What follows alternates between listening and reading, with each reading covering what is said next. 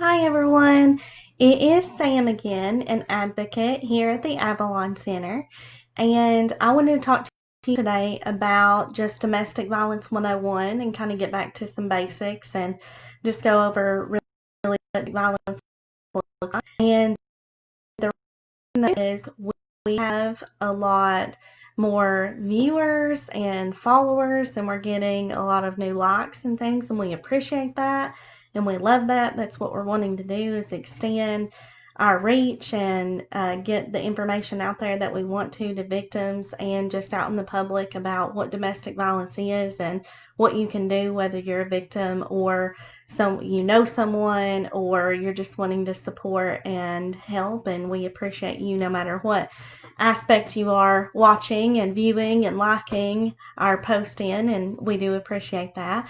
But because of that, I wanted to kind of get back to basics today and talk about just Domestic Violence 101. So really the purpose for today is to increase just knowledge of what domestic violence looks like, because typically a lot of people, the public in general, kind of have a misconstrued version of what they think domestic violence is, and that it's all physical or it's this or that, and we want to kind of get that information out there to kind of understand the dynamics and um, all the ways that that can look. Certainly the patterns that show up in a domestic violence situation, how those can be pointed out, whether you're the victim trying to recognize those patterns, or you might know someone that you suspect might be being abused. So I'm actually going to read kind of our definition, our official definition of what we view domestic violence as, and then we're going to talk about what that actually looks like in day-to-day life. But domestic violence is a pattern of violent and coercive behaviors where the batterer or abuser seeks to control the thoughts, beliefs, or conduct of his or her intimate partner, or to punish the intimate partner for resisting the abuser's control over him or her. So this is talking specifically about intimate partner domestic violence, and that's kind of the path that we're going to take today, is the intimate partner side of domestic violence. So really what we want to talk about is that it is intentional. It is purposeful. Domestic violence is, and the purpose behind it is to gain power and control over someone. And like that says, thoughts, beliefs, their conduct, just basically every aspect of their life. Well, we know that doesn't happen overnight. We know that it happens lots of times behind closed doors to where people don't see. And that is really what I want to get across to the general public, is that it's not obvious. You may think that you know someone very well, but you are not the person that they have power and control over. And unless you are, you don't know what that person is like behind closed doors. You can't make assumptions without knowing and without living with them, if they have those power and control issues of where they try to get that over their victim. So what we talk about all the time, if you have watched any of our videos, certainly mine, then you've heard about power and control, and that is the basis of domestic violence. So I have the power and control wheel here. I'll show it to you for just a second. I'm sure you can't really read it very well or see it all, but I'm going to kind of go over it. So power and control is basically the center here of what domestic violence is about. Then I'm going to talk about all these different ways of manipulating and getting that control over someone, and all of these are tactics just as much as physical violence. And then, as you can see, the physical and sexual violence are kind of the big ring, the main threat that kind of holds it all together. Now we know that there are people that are physically assaulted every single day in their relationship. There are people that it happens to every now and then, and there are people living in domestic violence that are never physically assaulted. And that doesn't take away from the fact that it's still domestic violence. So some of these tactics here are using threats and coercion. So if I can threaten you that I'm going to physically harm you without ever doing it, and you stay in control and you keep walking the line and doing what I want you to, then there might not ever come a time where it escalates to the point of physical violence. Using emotional abuse, talking down to you, making you believe that you're worthless and that no one else would ever have you, or you're this or that, try to leave because you feel like there's nothing else out there for you because I've made you believe that you are so bad by using all of these tactics and emotional abuse and that. Using your children against you. If you're a parent and an abuser threatens your children, whether to harm them or take them from you, whatever that looks like, that's going to work. Right? If you're a parent, you don't want to lose your children. That's the ultimate threat. And abusers are so good at making it seem like they know everything, or they have control over the situation, and they actually do sometimes. Maybe they can manipulate the legal system. They can utilize that against you, whatever that looks like, to where that is a valid threat, and it certainly can keep a victim in their place of the threat of losing their kids if they try to leave or whatever that looks like. Economic abuse certainly is something that happens, of whether the victim is not allowed to work or they do work, but the abuser controls all the finances and doesn't allow the victim to have any money except what they allow and things like that. That is also a way of abusing someone. Just intimidation, blaming. We hear the term narcissist thrown out there a lot. In those situations, there's never going to take any of the blame on themselves. If they are, it's basically a manipulation tactic, but they can find a way to blame you for every single thing that happens. All of those are that don't require physical abuse to actually keep someone under power and control.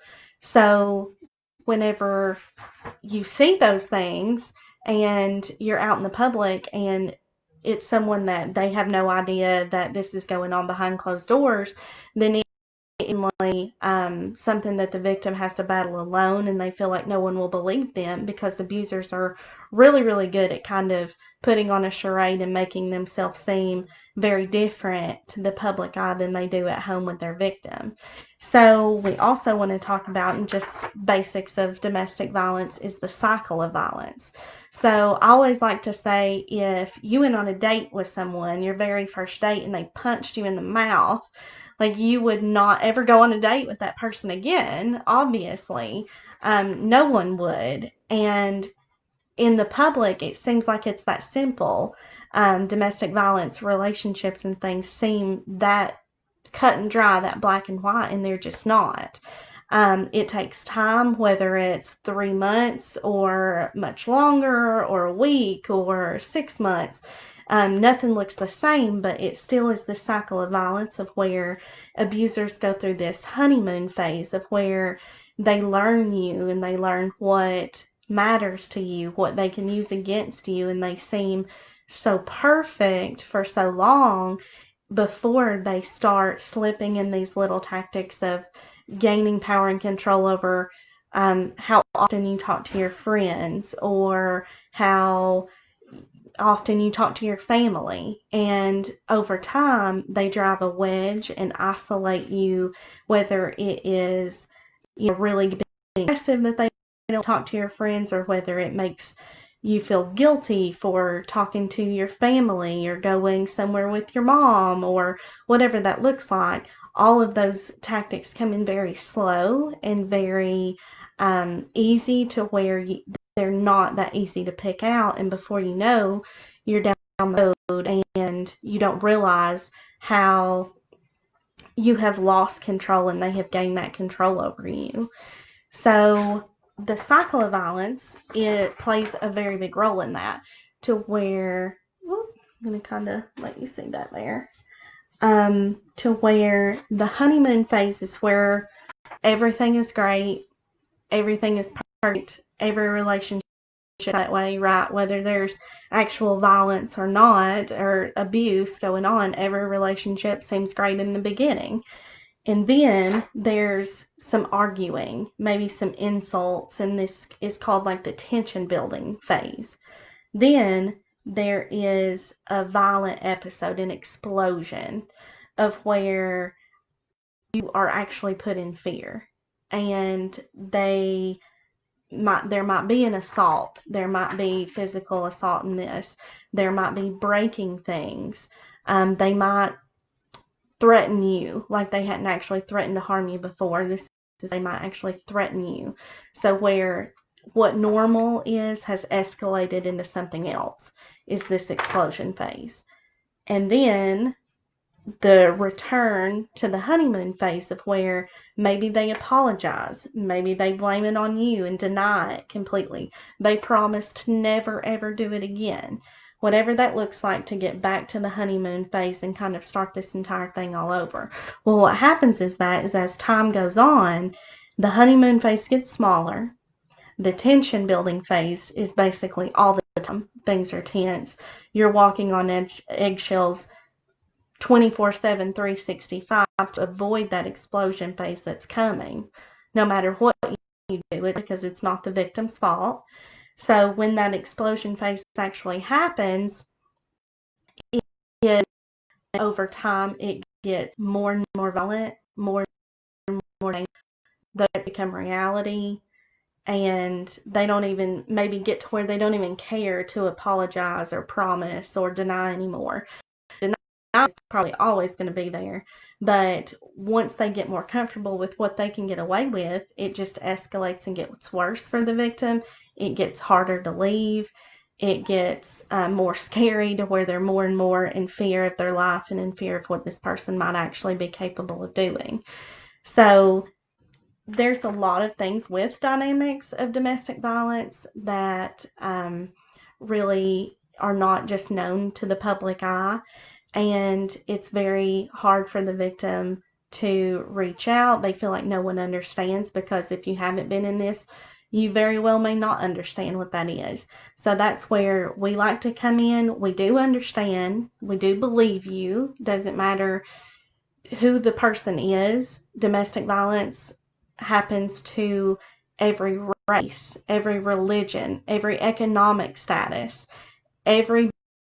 It doesn't pick and choose who it affects. It doesn't matter who you are. It can absolutely happen to you, and we understand that. We are very, very strict on our confidentiality, to where if you feel like, this cannot get out in the public, or you don't want anyone to know, we're still someone that you can reach out to that's going to understand, that's going to keep everything that you say to us private and confidential.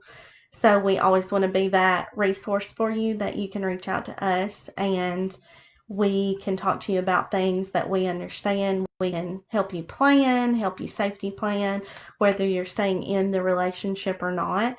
If you know someone that you suspect is dealing with things like this at home, maybe you're seeing a lot less of them, or they seem like they're scared to make their partner mad, or whatever that might look like that's causing you to have some suspicion, call us. Call the Avalon Center. We can talk to you about what that might look like as like a third party kind of looking in. We can talk to you about the best way to go about maybe talking to that person while keeping them safe, while actually getting them some information that might be able to help them.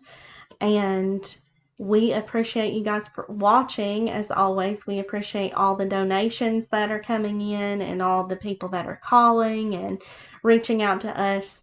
So we always want to be here when it's call 24/7. As always, an advocate will answer and will help you as best we can, and see if we can't get you resources or whatever you need for your situation. Thank you.